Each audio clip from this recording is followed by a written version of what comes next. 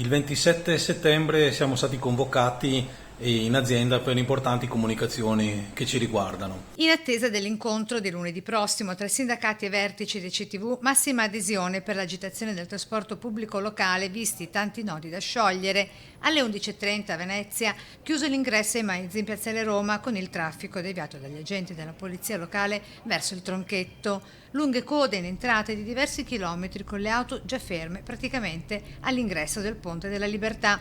Piazzale Roma congestionata di gente in attesa di pullman e tram inesistenti per via dello sciopero, con i vaporetti pure a singhiozzo. Il timore è quello che l'azienda voglia applicare unilateralmente la disdetta anche per quanto riguarda la parte economica.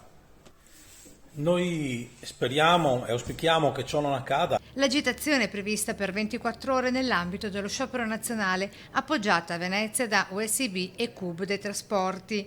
La paura dei lavoratori sindacati è che dal prossimo 1 ottobre possano esserci spiacevoli sorprese con tagli in busta paga decisi unilateralmente dall'azienda nonostante il ritorno dei turisti in città e non ultimi i pesanti rincari nei consumi delle bollette, dicono. Aumentano tutti i costi per le famiglie, toccare anche di un centesimo la busta paga di un lavoratore ci sembra decisamente troppo. Già in calendario il prossimo sciopero è previsto per lunedì 11 ottobre, stavolta proclamato da tutti i sindacati di base.